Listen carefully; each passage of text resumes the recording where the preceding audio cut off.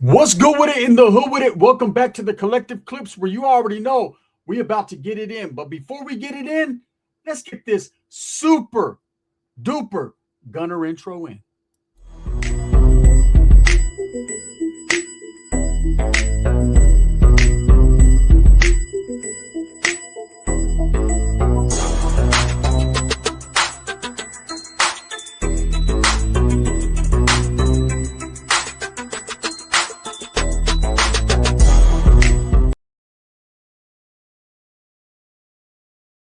Welcome back to the channel. If you already haven't hit that like and subscribe button, what are you doing? You need to go ahead and do that. Put your notification bell on all so that way you're directing the direction of the dope content that the gun stays kicking. And I appreciate the support, man. I'm very humbled by it. So there's a lot of new people that have found me in recent years, a lot of new people that have found me in recent months and don't really know too much about me. They just like my supers. They like the way I go and do all that shit, right? But hey, my life has been very complex up until this point, and this is like a diary of a madman. Welcome back to another episode of Super Gunner, where I tell my life stories with a twist, and we do what we do right here, man. So thank you. I'm humbled that you guys are here, and I'm going to tell you guys some things. Now, as you can tell by the title of this one, homeboys didn't want me around. Look, when you're a gang member, when you're gang banging, you're all up in the mix and shit, you're thinking, oh, man, these are going to be my homeboys for life. Homeboys forever, right? Come on, homeboy. Homies for as long as it takes for them to figure out they don't need you no more and they kick your ass to the curb, or you kick your own ass to the curb. You fall off, you back up, you get rid of the fucking program, or the program gets rid of you. Either way, man, you're no longer good in the hood no more. Like, that really matters. Oh, man, my whole life, all I want to do is be good in the hood. Fuck the hood, right? I ain't trying to be good in no neighborhood. I'm trying to be good for my children and good in life, right? Good at what I do. And I think I've pretty much accomplished that because I'm no good in my hood. Right? So, hey, we got where we got by getting where we were going, right? And that's just how it is. So let me tell you, for all the new people that just came in, the homies didn't want me around, right? And I mean the Norteños. And this is something I realized as I got older and I figured it out. There was always a little hatred there. There was always, I was going a little too hard. See, in the beginning, whopping, it was all about fucking, hey, proving myself, earning my stripes, putting it down for the barrio, putting it down for the Norteño movement. You know, I thought the sacrifice of my blood, of my fucking equilibrium, of my cranium, of the, I ain't got nothing to show for the gangbanging but scars and bad memories, right? And a whole bunch of people that call me a piece of shit. Like, this is what I accomplished. This was not my goal. My goal was to get the ladies, to get the cars, to get the recognition, the respect, the loyalty, all that. And I had it for a little bit, but I lost it. And I didn't lose it because I'm no longer an active gang member. I lost it because the homeboys didn't want me to have it. See, it's a cutthroat game. Everybody wants what the next man has, but they don't want to fucking go work for it. They don't want to put in the work for it. They just want to talk about it, but not be about it, right? And those of us that back in the 90s were really being about it, a lot of us are washed up now. A lot of us ain't got no credibility in the streets. A lot of us are considered no good in the hood. And why is that? That's because other homeboys that were just like us were hating on us from the beginning. Let me explain to you. There's been plenty of situations where my own homeboys try to put me in the body bag. I've told some of those stories. And I'm going to re-enlighten some of the new people into some of those stories. That's why this is Super Gunner. They're my stories, and I ain't bullshitting. If you've watched my old videos, let's see if the stories add up, or let's just see if they were all lies, right?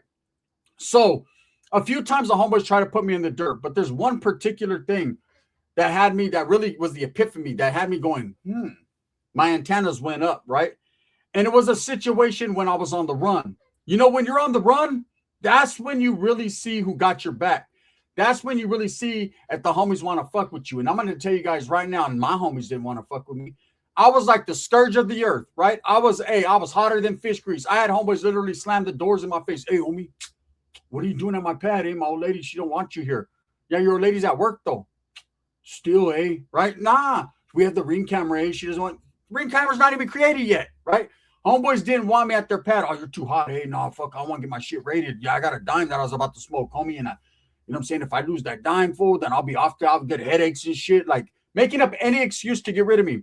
When you're on the run, that's when you figure out who fucks with you. Well, let me explain to you. There was a homeboy from my neighborhood who I knew since we were kids. I'm talking about back in the days, juvenile hall, celled up together, first time ever in juvenile hall, banging on the door, knocking the domino off the door. Let me explain to you.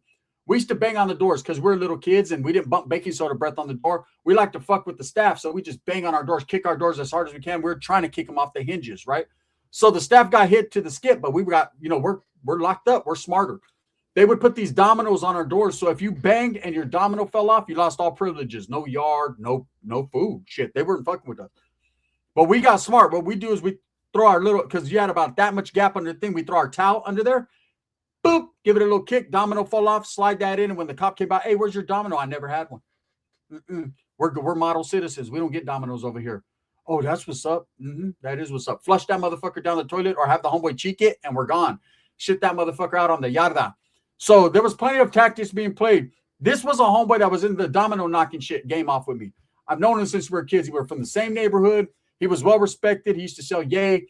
I used to sell yay all day, right? So we were just cool. We weren't adversaries. We were good homeboys.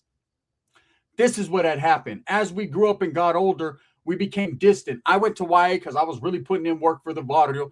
He went to continuation school because he was trying to act like it, right? And he ended up hooking up with a chick. Now, this chick, we all knew her. She was cool. Her brother was a Southsider from A-Town, from Atwater, but she was more into the Norteños and, hey, if we could fuck them, we'll fuck them, right? And that's just how that goes. He ends up marrying her, having kids and everything, and we all know who his old lady was. A lot of homeboys used to trip on her lightweight because of who her brothers were. Her brothers were really in the game, really in the mix in Atwater, right? Southsiders.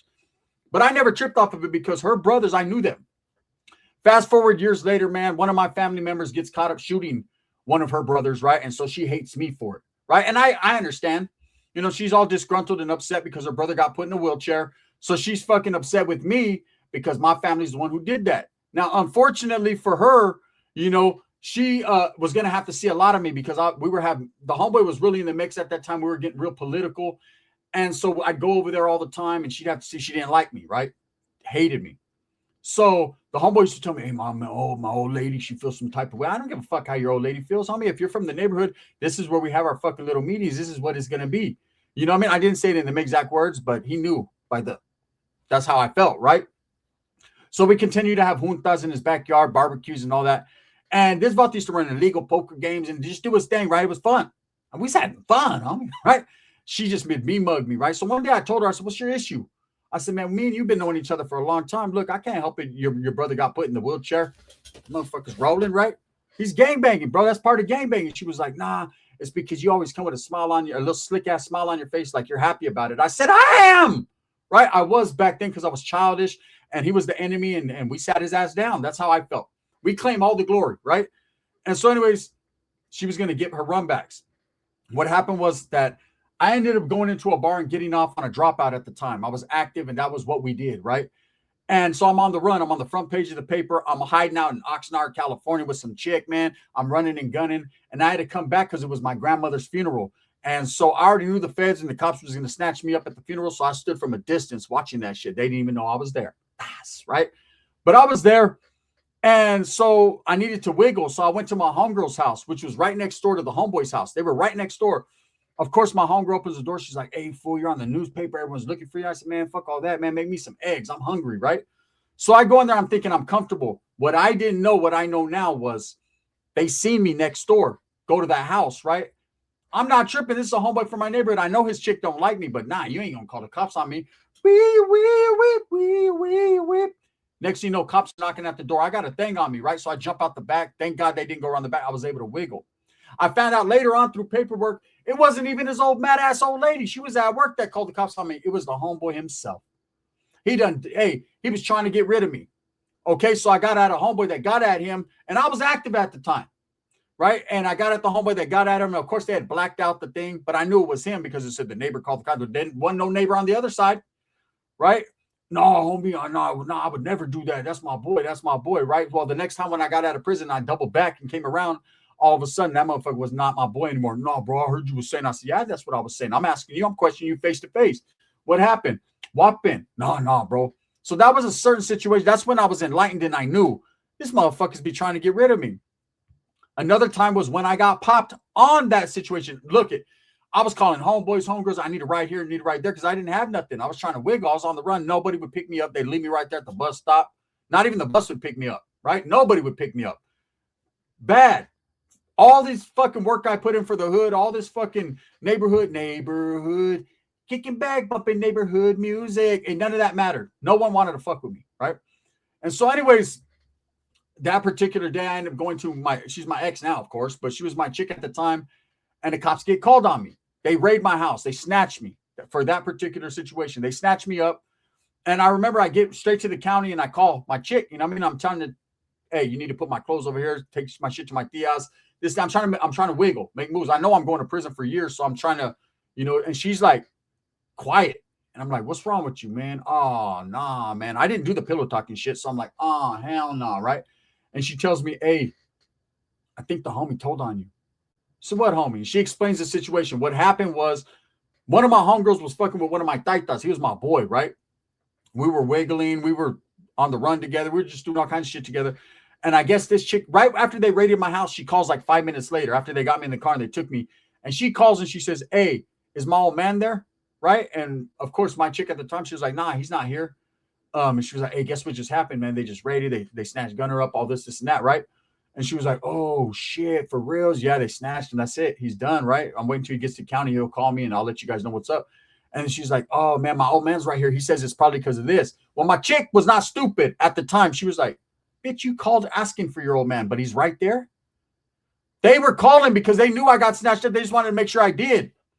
Another situation where the homie hated on me. Now, why was all this happening? And it stretched all the way back to why I'm going to give you the rundown. This was happening because motherfuckers didn't like me because I was too political. I was too deep in the game. I was trying to push the hard line. And they just wanted to get rid of me. It seemed like every time I got out, and it was my own stupid ass, every time I got out, I would push the Norteño agenda. Fresh out of Wyatt, getting out, man. It was all about no red on red to me. It was all about we're all Norteños, we're all homeboys. We go in there and we kick it together. So fuck that. Homies didn't like that. They're like, fuck them fool. That fool fuck my old lady. So what? So did I. But I just won't tell you that. Like, I wasn't tripping. And because this built a lot of animosity with the homies, and they were like, this fool, every time he gets out, all he does is get people in trouble, caught up. Shootings happen, stupid shit happens. We don't want to fuck with this dude anymore. So instead of being men and getting at me and being like, hey, bro, calm down. We're not trying to do all that. They try to eradicate me and eliminate me from the situation, telling on me, going to detectives, fucking giving them my fucking whereabouts and telling them I had things on me. This was the type of shit that was happening. This is facts, right? And not only that, there was plenty of times they tried to get rid of me. Now, I don't really like to speak on this individual because I respect the fuck out of him. And I'm going to tell you guys right now, I talked to the homeboy. He's still active as fuck, locked up, doing a life term for a murder, right? I talked to him probably about 2 years ago. This is how it went, right?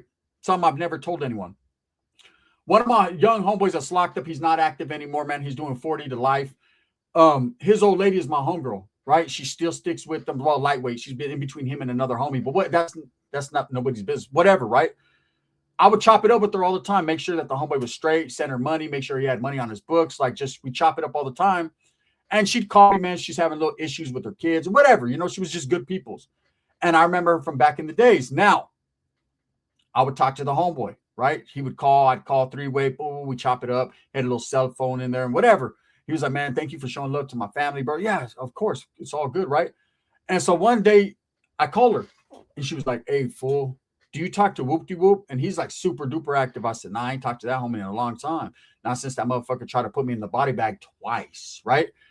And she was like, yeah, well, guess what? I don't know how he knows, but he knows that you call me every day. And he's like, call at 5. He's in the county right now. He wants to talk to you. I was like, oh, hell no. Now, I'm Gunner's Collected by this time. I'm doing my YouTube shit. I've never mentioned his name on anything just because, not saying I'm spooked, but he's one of those homeboys that'll fucking do something bad to you, right? And I just respected him. Even though he tried to put me in the body bag twice, which I'm going to tell you about, I still fuck with him, right? Like that. I fuck with him the long way. That's the homie. And so, sure enough, 5 o'clock, boom, I call her like, what's up? And then he's on the line already. He's like, what's up, homeboy? I'm like, oh, man. Now, even over the phone, he got a motherfucker a little shook, like, damn, this motherfucker's the Loch Ness Monster, right? What's up, bro? And he's like, look, bro, I see you doing your thing, man. I always got love for you. Even though we had our little shit in the past, I got love for you, bro. Just keep doing your thing. Just don't put me in any of your stories, bro. You know what I'm saying? Do it out of respect. And I said, nah, I got you. Right. And then that was that. That was the simple conversation. I thought he was going to go crazy and fucking active. And he didn't do none of that. He just was like, that's just is what it is. He's like, I know what really happened. I know what went down, bro. And it just is what it is. I said, yeah, cool. Now, let me explain to you about that particular homeboy.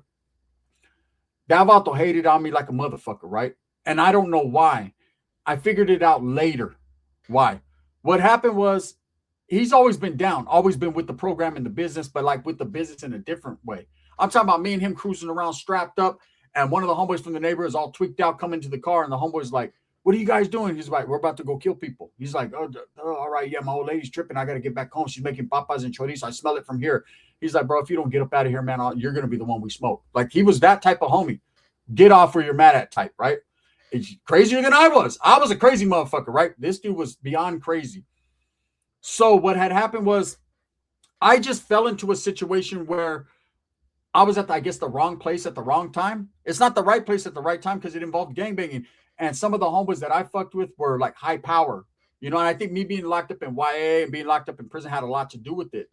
And so this dude started to gain a little bit of jealousy on me. Like it started to grow on him, where he felt like he wanted my position in the hood. And it wasn't no big deal. I just knew some people that knew some people. But this was my boy. I was willing to die with him, right?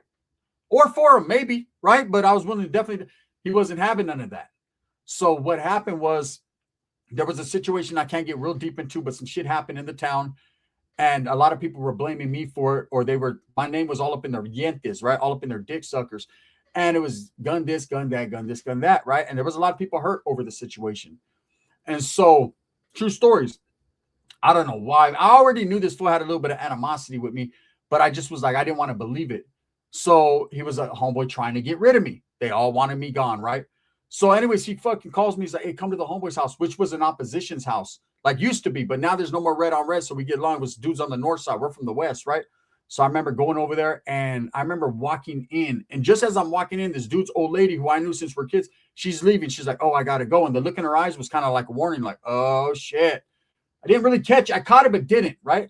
When I go, and luckily I had a hoodie on like this, and you know how it has the pocket? I had a 38 on me. True stories. So I sit down in this recliner. They got a tarp laid out. The homeboys are wearing, two of the homeboys that are from the other side, they're wearing fucking overalls, a little bit of paint splatter, but you can tell it ain't new paint. It don't smell like paint in this house at all, right? They got a tarp laid out, big tarp, and the homeboy sitting there directly across from me, and another homeboy sitting. And I know everyone in this household is strapped up, 1,000,000,000%. These motherfuckers was hitters, right?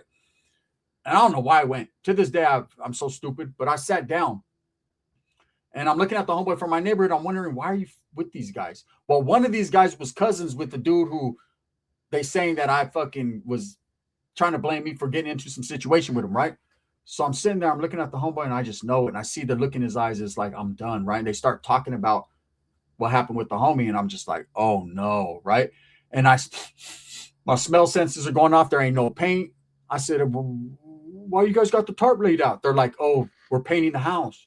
They keep looking at each other and shit. You get that feeling. If you're in a real situation, you know what it is, man. And I'm just like, damn, the homies are going to roll me up in the tarp, man. And I'm looking at my boy from my neighborhood, because these dudes are from a different neighborhood. I'm looking at him like, hell, he's the one set me up. He's the one that put me in that position.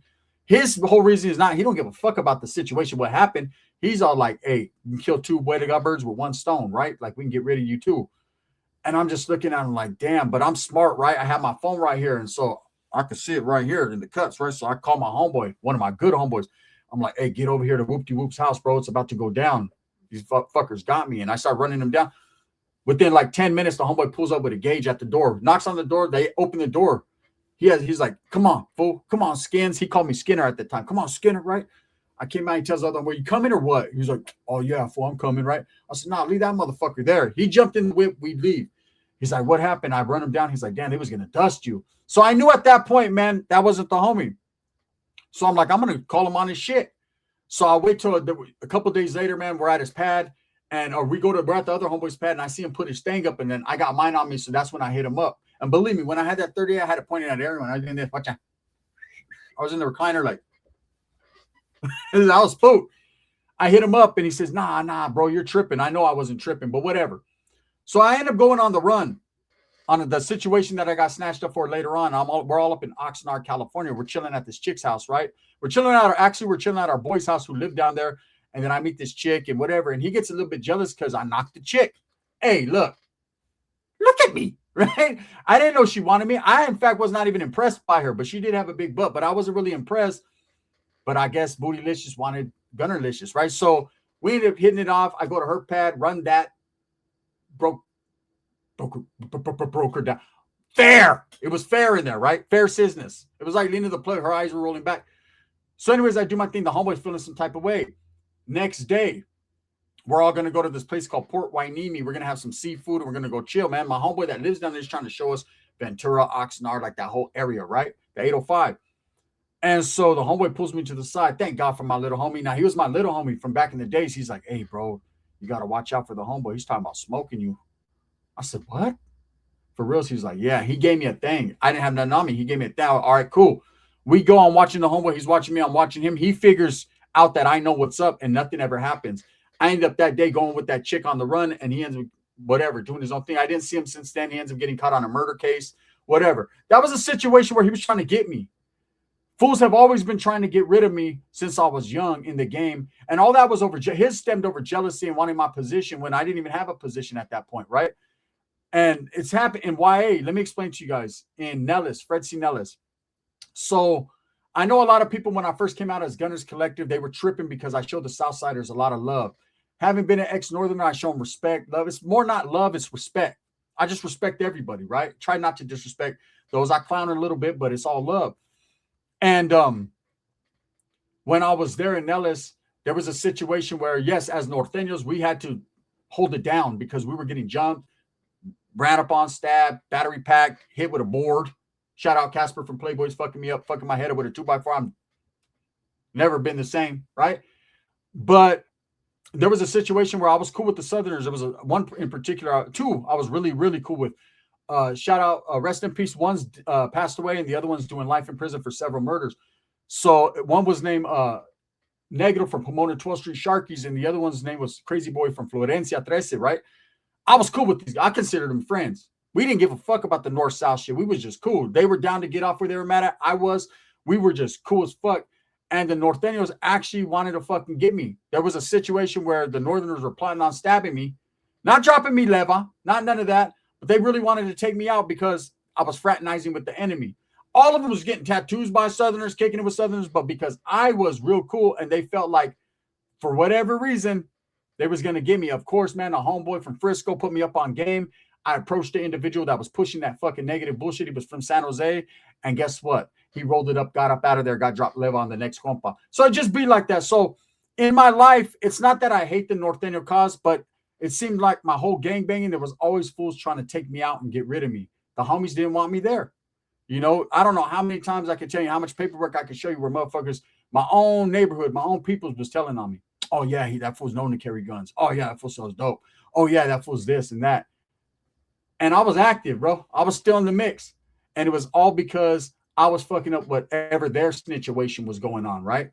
Just true stories. Anyways, there's a little in-depth look into how my own homeboy tried to take me out several times, whether it was by telling or by the gun. Thank God, God had a different plan and it never happened. So, bang, bang. With that being said, Super Gunners are going to continue. Let's go.